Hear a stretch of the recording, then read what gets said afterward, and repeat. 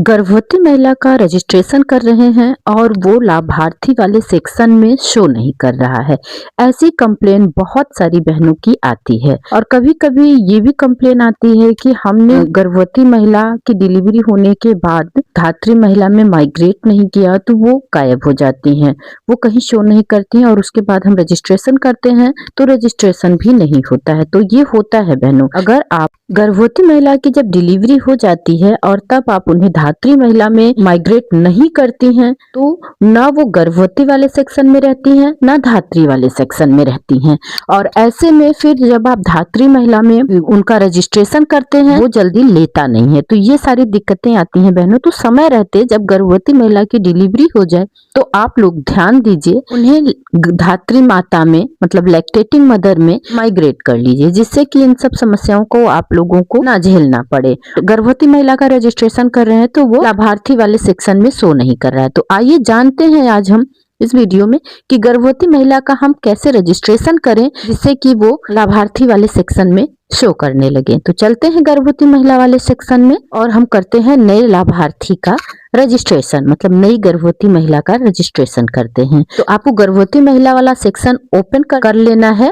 पंजीकरण लिखा होगा, नया पंजीकरण, और ही अंग्रेजी में है तो न्यू रजिस्ट्रेशन लिखा होगा। तो न्यू रजिस्ट्रेशन को आपको टच कर देना है। ये पेज ओपन होगा, यहाँ पर अंडरस्टूड लिखा है, आपको इसे टच कर देना है और उसके बाद ये पेज ओपन होगा। यहाँ पर लाभार्थी का आधार नंबर मांगेगा जिसे आपको यहाँ पर फिल कर देना है और गर्भवती महिला का ही फिल करना है, इस बात का ध्यान रखिएगा। गर्भवती महिला का आप रजिस्ट्रेशन कर रहे हैं तो गर्भवती महिला का ही आधार का नंबर आपको डाल देना है और मोबाइल नंबर डाल देना है। इस प्रोसेस को करेंगे तो लाभार्थी का मोबाइल नंबर वेरीफाई हो जाएगा और उसके बाद हम इसको यहाँ से कर देते हैं प्रोसीड, मतलब आगे बढ़ेंगे तो मोबाइल ऑथेंटिकेशन के लिए रिक्वेस्ट ओटीपी आपको भेजना है और जो मोबाइल नंबर आपने डाला है उसी पर 4 अंकों की ओटीपी आएगी। उस ओटीपी को आप लाभार्थी के मोबाइल नंबर से लेकर के भर दीजिए। ये जरूरी नहीं है कि आधार से लिंक वाला ही मोबाइल नंबर हो, आप यहाँ पर लाभार्थी के पास जो मोबाइल नंबर हमेशा रह रहा है उसी नंबर को आप डाल दीजिए और उसके बाद यहाँ से हम इसको वेरीफाई कर देते हैं। लाभार्थी का मोबाइल वेरीफाई हो जाएगा और ये तैयार हो चुका है लाभार्थी का ई-केवाईसी करने के लिए। तो यहाँ से हम प्रोसीड करेंगे, मतलब आगे बढ़ेंगे तो ये पेज ओपन हो जाएगा। यहाँ पर आपको इंटर आधार नंबर, लाभार्थी का आधार नंबर इंटर करना है और इस लाल वाले कैप्चे को सामने वाले कैप्चे में भरना है। सावधानी पूर्वक आपको गर्भवती महिला का आधार नंबर डाल देना है और नीचे जो लाल वाला कैप्चा आपको दिख रहा है वो सामने खाली वाले कैप्चे में आपको भरना है। कैप्चा भरते समय आपको ध्यान रखना है कि कैप्चा सही भरना है। जो कैपिटल लेटर में अक्षर होगा वो कैपिटल लेटर में, जो स्मॉल में होगा वो स्मॉल में, जो अंक है वो अंकों में भरना होगा। अगर कैप्चा गलत होता है भाई और बहनों तो ये फेल हो जाता है, बार फेल होता है और आपको प्रॉब्लम होती है। तो कैप्चा ध्यान से भरिए और उसके बाद हम यहाँ से इसको कर देते हैं नेक्स्ट, मतलब आगे बढ़ेंगे। और आगे बढ़ेंगे देखिए इस तरह से ये वाला पेज ओपन हो जाएगा। यहाँ पर आपको 4 अंकों का मोबाइल नंबर दिख रहा है, इसी मोबाइल नंबर पर लाभार्थी की 6 अंकों की ओटीपी अब आएगी। ये 4 अंक आपको कंफर्म कराता है कि कौन सा मोबाइल नंबर लाभार्थी के आधार से जुड़ा हुआ है। लाभार्थी भी कंफर्म हो जाता है। कभी कभी लाभार्थी भूल जाते हैं कि कौन सा नंबर हमने लिंक कराया है, तो बड़ी दिक्कत हो जाती है। जब लाभार्थी सही नहीं बता पाते हैं तो फिर तो आंगनबाड़ी कार्यकर्ताओं को भी दिक्कत होती है। लेकिन ये 4 डिजिट जो है वो कंफ्यूजन सारी दूर कर देता है। इसी मोबाइल नंबर पर ओटीपी आएगी और ओटीपी को डाल देने के बाद आप यहाँ से इसको कंटिन्यू कर दीजिए। यहाँ से अलाउ टच कर देना है, ये डिजी लॉकर आएगा, अपने आप हटता चला जाता है। इसके लिए आपको कुछ भी नहीं करना है, कुछ भी नहीं करना है, मतलब आपको टच नहीं करना है। ई-केवाईसी कंप्लीटेड सक्सेसफुली हो चुका है। अब प्रोसीड फेस कैप्चर। अब आप फेस कैप्चर के लिए इसे प्रोसीड करेंगे। फेस कैप्चर कैसे करना है आपको पता ही है।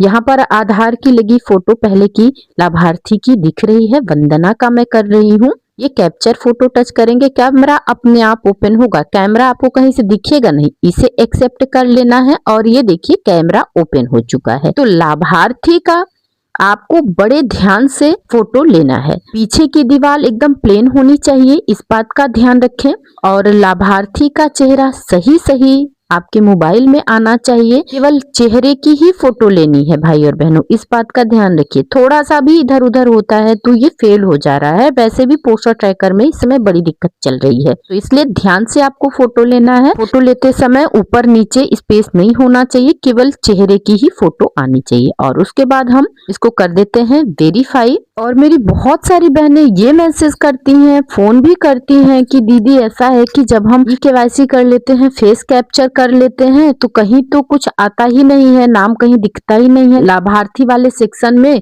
गर्भवती का आता ही नहीं है नाम। अरे तो भाई ऐसे नहीं आएगा बहनों।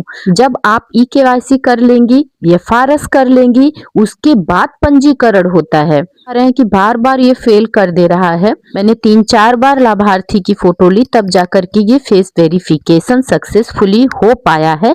वैसे भी पोस्टर ट्रैकर में दिक्कत चल रही है इसी के कारण। और अब यहाँ से आपको कंटिन्यू रजिस्ट्रेशन कर देना है। फेस कैप्चर के बाद ध्यान देना है, अब आप इसको रजिस्टर्ड करेंगे। अब इस रजिस्ट्रेशन को क्लिक करेंगे तो ये वाला पेज ओपन हो जाएगा। यहाँ पर आप आधार जो लगाए हुए हैं, आधार के हिसाब से सारी चीजें आ गई है। लाभार्थी का नाम भी आ गया है, लाभार्थी का आधार भी आ गया है। पहले हम लोग एक एक इंफॉर्मेशन डालते थे, मोबाइल नंबर, आधार संख्या, नाम, पति का नाम, कैटेगरी, सब कुछ डालते थे। लेकिन आधार लग जा गया है तो आधार के बाद आप लोगों को कुछ ज्यादा विशेष इसमें भरना नहीं होता है। आधार नंबर, मोबाइल नंबर, ये सारी चीजें यहाँ पर शो करने लगती हैं। तो उसके बाद आपको लाभार्थी का नाम डाल देना है, हस्बैंड का नाम डाल देना है। जो भी यहाँ पर थोड़ा बहुत इंफॉर्मेशन मांगता है उसे आपको पूरा पूरा भर लेना है। कैटेगरी डाल देनी है। कैटेगरी को आप क्लिक करेंगे तो कैटेगरी में 3 आ जाएगा, SC, ST और अदर। अगर SC, ST नहीं है तो आपको सब में अदर टच कर देना है। देखिए SC मतलब शेड्यूल कास्ट, ST मतलब शेड्यूल ट्राइब्स और अदर SC मतलब शेड्यूल कास्ट में जो एकदम अनुसूचित जाति वाले होते हैं, और ST मतलब शेड्यूल ट्राइब्स मतलब कि जो अनुसूचित जनजाति में होते हैं। तो और जो अदर में आएंगे वो ब्राह्मण, ठाकुर और श्रीवास्तव, OBC, सारी कास्ट आपको अदर में डाल देनी है। रेजिडेंट भी आपको टाइप करना है, परमानेंट करना है, लास्ट पीरियड डेट डाल देनी है, और प्रेगनेंसी कौन सी है ये डाल देना है आपको।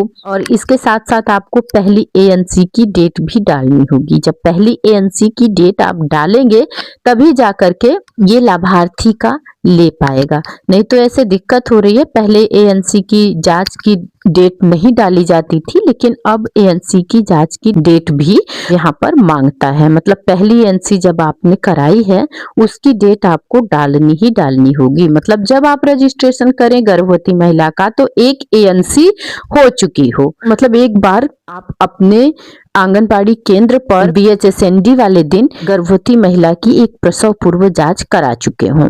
तो इस तरह से आप देख पा रहे हैं कि ये इंफॉर्मेशन आपको भरते जाना है। हीमोग्लोबिन डाल देना है, हाइट डालना है, वेट डालना है, और उसके बाद अब हम बढ़ेंगे आगे। ये सबमिट का ऑप्शन आपको दिखेगा, ये सबमिट वाले पे हमें कर देना है क्लिक। और ये आप देख पा रहे हैं कि वंदना का बेनिफिशियरी रजिस्टर्ड सक्सेसफुली हो चुका है। तो बहनों इस तरह से रजिस्ट्रेशन कंप्लीट होता है।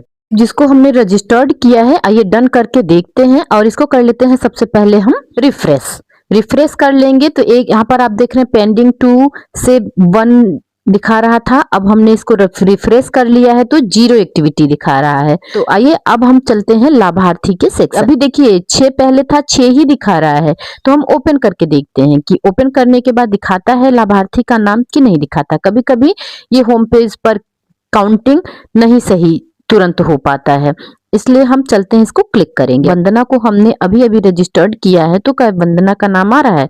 जी हाँ, आप देख पा रहे हैं कि यहाँ पर वंदना का रजिस्ट्रेशन कंप्लीट हो चुका है। तो इस तरह से बहनों आप लोग भी अपने अपने लाभार्थी को रजिस्टर कर लीजिए, और कोई दिक्कत आती है तो कमेंट कीजिए। नमस्कार बहनों।